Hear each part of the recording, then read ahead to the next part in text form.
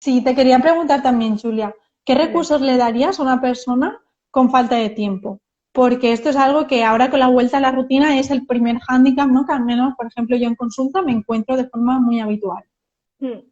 Pues el primer consejo que daría sería hacer un batch cooking, que para quien no sepa lo que es el batch cooking, consiste en un día a la semana, dedicarse el día que quieras. Yo, por ejemplo, lo hago el domingo porque es el día que mejor me va y así tengo pues todas las preparaciones para la semana.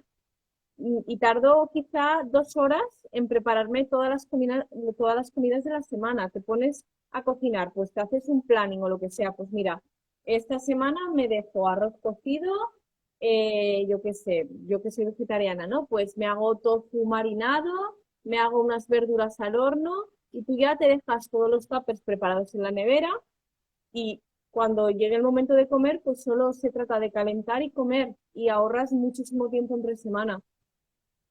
Tal cual, el batch cooking es uno de los recursos bueno, más nos sirven, yo también lo aplico. Otra idea que se me ocurre que podemos dar para la falta de tiempo es el utilizar, por ejemplo, conservas o congelados, Sí, alimentos procesados, que no es lo mismo que ultraprocesados, pero que exacto. pueden ser un buen recurso para consumir de forma habitual. Sí, Es algo que nos puede ayudar muchísimo también. exactamente. Hay alimentos que son buenos nutricionalmente, como tú has dicho, que son procesados pero no ultraprocesados, que simplemente es abrir y consumir, como puede ser pues latas de atún, como puede ser aceitunas, verduras sin conserva, ¿no? Espárragos, alcachofas, patata, judía verde. Estas cosas las tenemos en cualquier supermercado, son saludables, evidentemente siempre es mejor priorizar lo fresco, pero para el que no tiene tiempo es una opción perfecta. Claro, y además incluso podemos combinar, por ejemplo, comprar algunas verduras frescas, pero a la vez tener conservas, por ejemplo, legumbres en conserva, verduras en conserva también, o congeladas, como comentabas, o atún, también conservas de pescado, que nos pueden ayudar tenerlas ahí y priorizar, como tú decías, ¿no? Pues alimentos frescos. Pero si un día llego tarde de trabajar, tengo hambre y no tengo tiempo, no tengo ganas para ponerme a cocinar, pues optar por esas opciones también nos puede ayudar. Exacto. Y luego, por ejemplo, para hacer el batch cooking que comentabas antes, ¿qué tips darías? ¿Qué tips daría? Pues sobre todo es importante consumir en los primeros días lo que no dure mucho tiempo en la nevera, porque no todos los alimentos duran toda la semana. Por ejemplo, si haces huevos, los mantienes con cáscara, nunca los peles y te pueden aguantar hasta 7 días. El arroz, como mucho, un par de días, 3, apurando mucho. Las verduras sin problema te pueden aguantar los 5 días. Y bueno, te puedes hacer un tupper donde ya esté todo colocado, ¿no? Pues un poco de carbohidrato, un poco de proteína y un poco de verdura, o te lo puedes poner por separado y luego tú ya te haces el mix que tú quieras. Claro, sí, una idea, ¿no? Como tú comentabas, cuando nos lo ponemos por separado, por ejemplo, nos puede ayudar a improvisar más qué me apetece en ese momento y escucharnos más también. De esa Exacto. forma lo tenemos realmente prácticamente listo, pero, por ejemplo, ¿no? Por decir algo, si he asado pimientos, berenjenas, cebolla, etcétera, si yo me hago el mix a priori, después es lo que me tengo que comer. Sin embargo, si ya lo tenemos asado y en el momento digo, mira, pues me apetece arroz con pimiento y carne, o arroz con pimiento y tofu, o con huevo, o lo que sea, soy capaz de, por un lado, escucharme y además también, como tú decías, ¿no? Pues utilizar la herramienta del batch cooking, que es súper útil. También Exacto. otra cosa que se me ocurre es con algunas salsas caseras o especias caseras, cuando hacemos el batch cooking, al añadirlas también nos va a permitir variar. Muchas veces, por ejemplo, a mí me han comentado, ostras, Rebe, que si me hago todo el domingo, igual cuando llega el día no me apetece. Pues bueno, si lo haces cada ingrediente por separado, vas a mezclarlo de la forma que te apetezca y puedes utilizar cada vez la especia o alguna salsa casera o alguna salsa comercial de calidad en ese momento que le dé ese gusto que te apetece en ese momento, ¿no? Claro, Así, exacto. así podemos planificar y a la vez escucharnos. Claro, incluso cocinar el mismo alimento de maneras distintas, ¿no? No es lo mismo comerse un huevo cocido que hacerlo en tortilla. Así Claro. también aportando un poco de variedad y no notas siempre la misma textura ni el mismo sabor. Claro, sí, eso por supuesto también va variando y así no nos cansamos. Claro. Vamos, pues bueno, ahora te iba a preguntar que qué recomiendas tener en la despensa, pero ya lo hemos comentado un poquito antes, ¿no? Y lo hemos comentado. Yo normalmente pues suelo tener legumbres, siempre, garbanzos, lentejas, alubias, a veces también tengo edamames que los venden ya en conserva, frutos secos, semillas, eso siempre está en mi despensa. Y luego pues conservas de otro tipo como pueden ser espárragos, alcachofas. Claro, al final, pues verduras, ¿no? Como comentabas. En nuestro caso, pues por ejemplo, al seguir una alimentación vegetariana, el tofu, o sea, también es una opción, aunque estaría en la nevera en vez de la despensa, pero es una opción también súper rápida de cocinar. Huevos, como tú comentabas, incluso ya los podemos encontrar cocidos, que bueno, no hace falta, o los podemos cocer unos cuantos, ¿no? Al llegar a casa y listo. Si no, pues pescado en conserva, al natural, buen aceite de oliva, también puede ser otra opción, que también nos puede ayudar. Exacto. Muy bien, ¿tenéis alguna duda hasta ahora de lo que hemos comentado? A ver, bueno, todavía no hay preguntas, o sea que genial, No, está quedando claro. es genial. Yo, por ejemplo, se me ocurre a la hora de cuando empezamos a trabajar, ¿no? El cambio de hábitos, en concreto, pues, o sea, tú me habías preguntado antes, ¿no? Y cómo empezar a trabajarlo en una persona con TCA o si tenemos una mala relación con la comida. Exacto, sí, porque ahora, como te comentaba, ¿no? Como volvemos de una época post-vacacional, que siempre es bastante peligroso volver de esta época, porque hay dos puntos peligrosos al año, y es volver de las Navidades y volver del verano, porque siempre son épocas que quizá hacemos algún exceso y aparece la culpa, aparecen las restricciones, aparecen las dietas detox, ¿no? Y claro, quizá para alguien que no tiene un trastorno no le supone ningún problema, pero cada vez hay más personas con problemas de la conducta alimentaria. ¿Cómo lo podríamos abordar en este caso? Claro, como tú comentabas también antes, ¿no? Lo primero sería el no caer en este tipo de extremos de dietas restrictivas, conductas compensatorias con el ejercicio físico, saltarnos comidas o restringir demasiado en la alimentación. Esto al final va a favorecer que empeoremos nuestra relación con la comida e incluso que podamos desarrollar, como tú decías, ¿no? Un trastorno de la conducta alimentaria. Sin embargo, cuando ya partimos de la base de que hay un trastorno de la conducta alimentaria, esto requiere mucho más trabajo, por supuesto. Que entonces, en ese caso, ya requiere de ayuda profesional de un psicólogo clínico, ¿no? Con quien trabajar todo esto, con quien empezaríamos lo primero a valorar la objetividad de esos pensamientos, ¿no? De realmente ¿qué me aporta esto? ¿De verdad pienso que, por ejemplo, restringir o hacer conductas compensatorias con el ejercicio físico me va a llevar al objetivo que quiero? Después valorar también la intensidad de la emoción, ¿no? De al final, realmente, ¿qué me está aportando esto? Esta conducta que yo estoy haciendo. También tener en cuenta el lenguaje con el que nos hablamos, porque muchas veces ese lenguaje es lo que más malestar nos puede estar generando, qué palabras me digo, cómo me manifiesto a mí misma este cambio de hábitos, cómo me manifiesto en las conductas que tengo que hacer. Por ejemplo, me digo, tienes que hacer deporte porque tienes que adelgazar, porque tienes que perder X kilos, o me digo, voy a hacer deporte porque me apetece, porque lo hice ayer, me encontré genial. Este diálogo interno, al final, como ves, de una cosa a la otra cambia mucho. Uno nos va a generar motivación, nos va a ayudar a seguir por ese camino y otro al revés, nos va a frustrar, cada vez es más exigente. Lo que pasa es que, como comentaba, esto siempre hay que hacerlo con ayuda profesional de un psicólogo clínico, porque una vez ya estamos ahí es muy difícil y además no hay por qué pasar ese mal trago solas cuando hay ayuda que nos va a facilitar todo ese camino. Entonces, lo primero que haría es no caer en extremos y en el caso de que ya nos resulte difícil porque ya hay mala relación con la comida o hay un trastorno de la conducta alimentaria, con ayuda de un profesional trabajaría todo esto, ¿no? Los pensamientos, el diálogo interno, las emociones que nos genera todo esto y al final después también actuar en consecuencia de aquellas conductas que sí que son constructivas a nivel de salud. Claro. ¿Cómo cambiamos el concepto que tenemos, ¿no? Porque creo que todos en algún momento lo hemos tenido de alimentos buenos y alimentos malos. Claro, sí, como, Ahora se clasifican así en muchas cuentas de Instagram que yo veo, pero incluso de nutricionistas. Esto es bueno y esto es malo. ¿Cómo claro. lo tenemos esto? Claro, es que realmente, como dices, ¿no? Incluso en cuentas de profesionales lo vemos. ¿Por qué? Porque al final las etiquetas nos pueden ayudar al final a entender la realidad. ¿Cuál es el problema de las etiquetas? Que cuando yo clasifico o etiqueto algo, veo parte de esa realidad, no veo todo.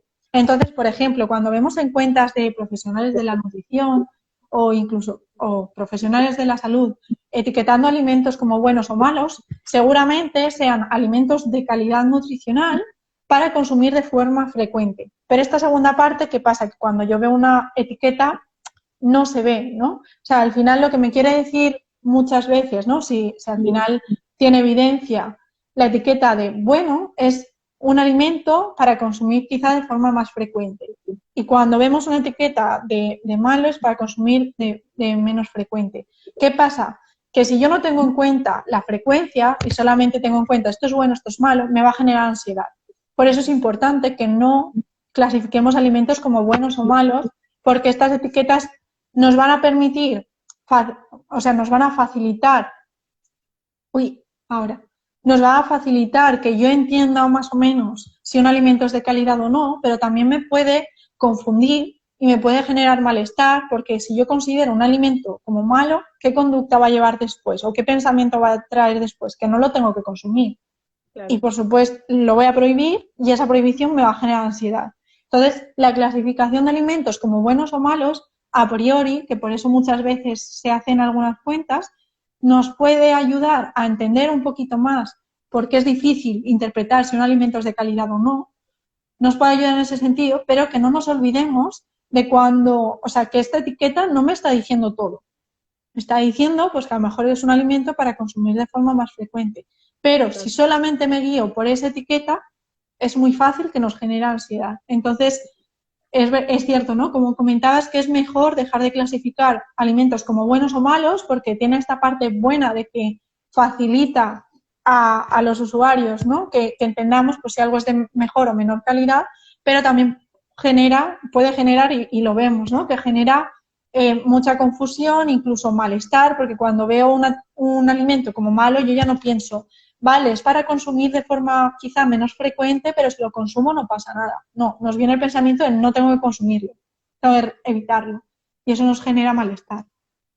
Claro, y ahora incluso estamos como en un paso más allá porque no solo hablamos de comida real y ultraprocesados, sino que ahora veo una carbofobia tremenda. Sí, Pero bueno, realmente eso tanto ahora, ¿no? Como antes, sobre todo en procesos de pérdida de grasa corporal, suele haber mucha carbofobia porque algún tipo de dieta, pues en concreto aquellas que buscan pérdidas de peso rápida, como al reducir los carbohidratos se pierden esas reservas de glucógeno, ¿no? Y de líquidos y baja el peso, parece que son milagrosas, cuando realmente no nos hacen perder grasa corporal, pero nos han generado ese miedo, además de que eso, que no nos cuentan todo, ¿no? Porque no me está ayudando a perder grasa corporal si no hay un déficit calórico. Solamente me focalizo en el peso, me genera ansiedad cuando realmente, o sea, los carbohidratos nos aportan fibra, depende cuáles, ¿no? No todos.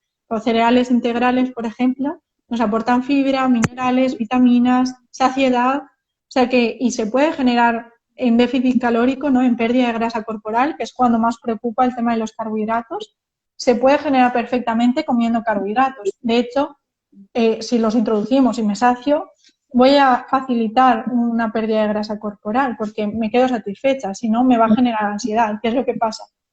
además que son súper importantes también, evidentemente para todos, pero para la mujer todavía más, por el tema hormonal, necesitamos más energía en ese aspecto y no podemos suprimir ningún macronutriente. Es tan importante el carbohidrato como la proteína, como las grasas.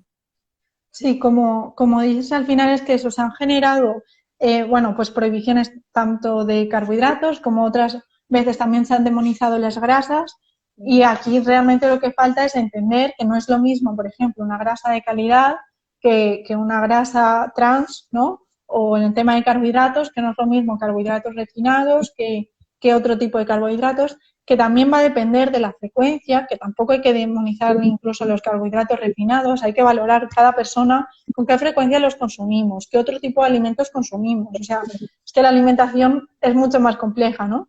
Totalmente, la frecuencia, la actividad física de esta persona. Quizá una persona que trabaja sentada en una oficina no necesita tanto carbohidrato, pero una persona que tiene un trabajo más activo o entrena mucho durante el día, pues claro que necesita bastante carbohidrato para reponer ese glucógeno perdido. Claro, por eso, que es que al final va a depender de la persona también, es que hay que valorarlo todo, Mm. tal cual, no puedo estar más de acuerdo. Hay una pregunta que ahora está mucho por redes, que la veo bastante en bastantes cuentas, que es ¿cómo sé si tengo una mala relación con la comida? Porque quizá un día tengo un pensamiento compensatorio, pero allí ya estoy teniendo una mala relación con la comida. Puede ser principio de algún TCA. ¿Cómo lo sé? ¿Qué pensamientos tengo que tener? Pues algunas, o sea, tres preguntas en concreto que se me ocurren que nos pueden ayudar es mi forma de alimentarme, ¿me genera estrés o me genera bienestar? Por ejemplo, eso es una pregunta que se me ocurre que nos puede ayudar a identificarlo. Otra pregunta es, ¿siento que siempre estoy pensando en comida? Cuando digo siempre, siempre, porque obviamente que nos preocupemos, por ejemplo, por seguir una alimentación de calidad, sobre todo cuando estamos cambiando hábitos, es normal que piense más en la comida que antes, porque tenemos que hacer un esfuerzo por hacer ese cambio de hábitos. Tengo que aprender a leer la lista de etiquetado, tengo que aprender, pues eso, a mejorar mi relación con la comida, entonces es normal que piense más. Pero estoy pensando siempre en la comida, eso es algo que también nos puede ayudar. Y luego, ¿qué ocurre cuando me tomo un alimento que considero de baja calidad? ¿Qué me genera? ¿Me genera malestar emocional?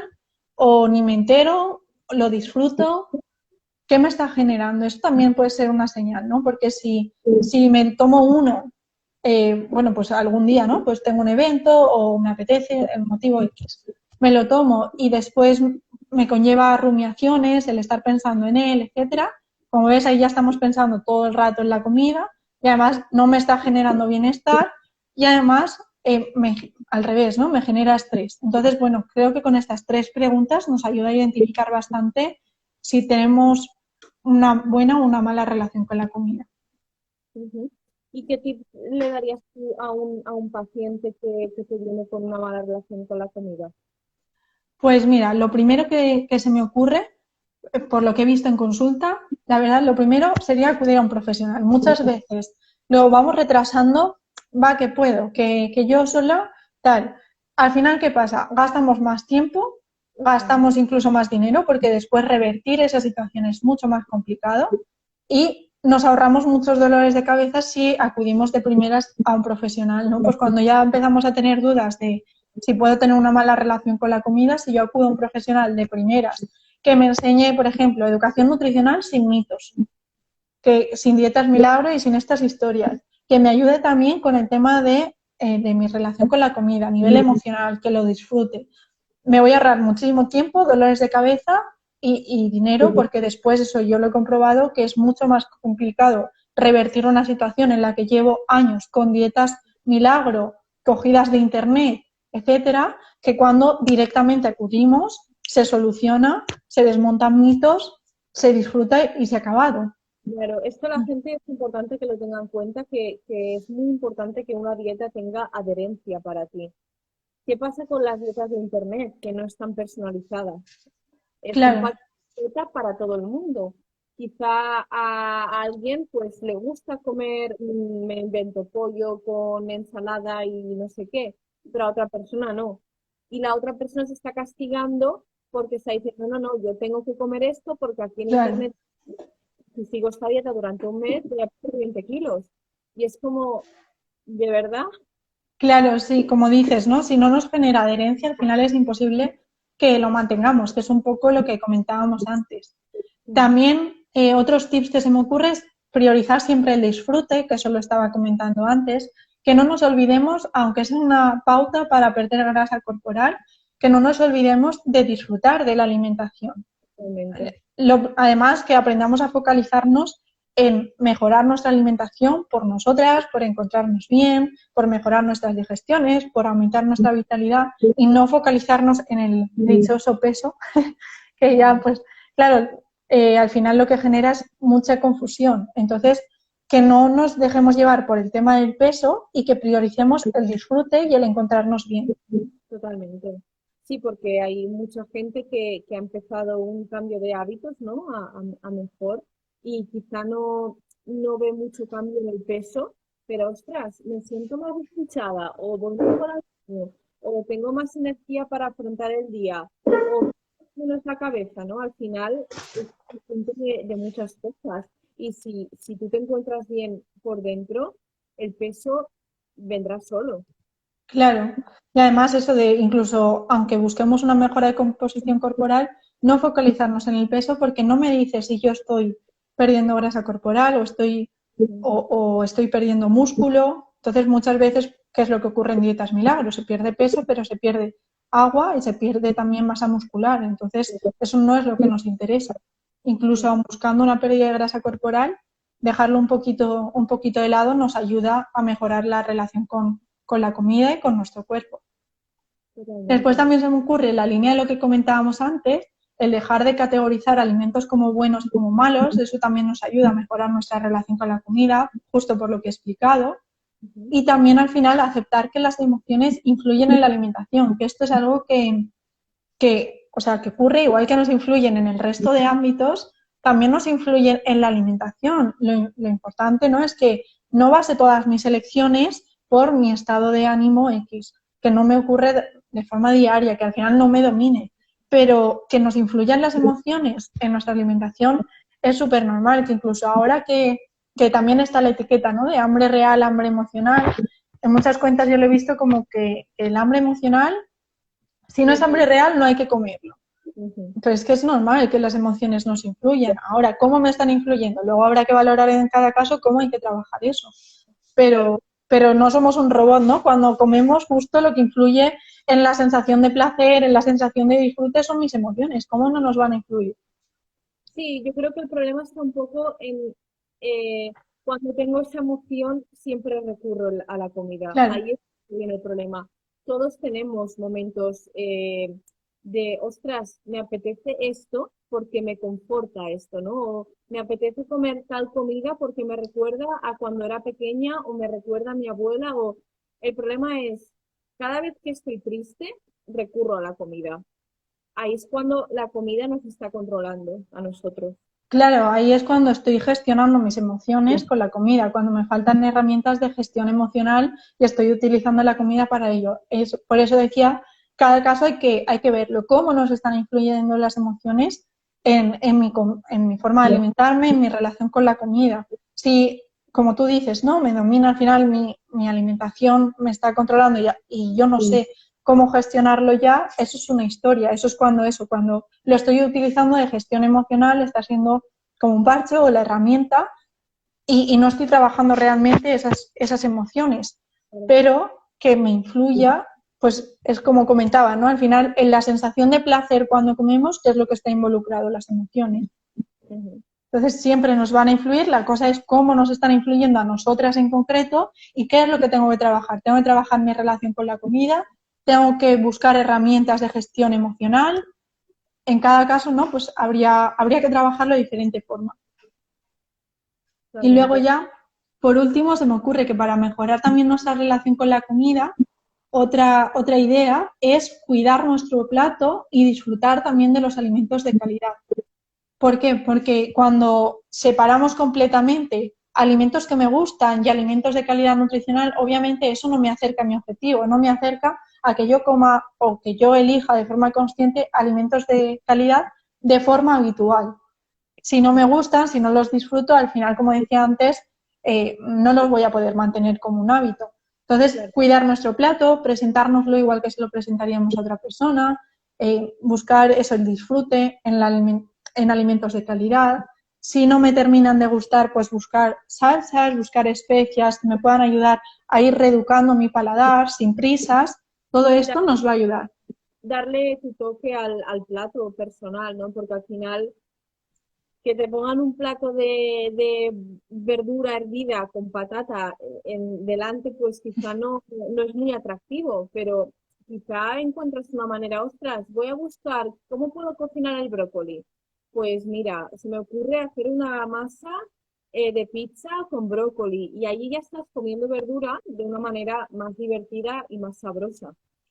Claro, sí, al final, como dices, también depende de cada uno. Va a haber personas que eso, que igual ya sí que porque estén más habituados, por el motivo que sea, les gusta hervido. Personas que si estás empezando a introducir las verduras, desde luego que va a ser la forma más complicada de que te guste. Claro.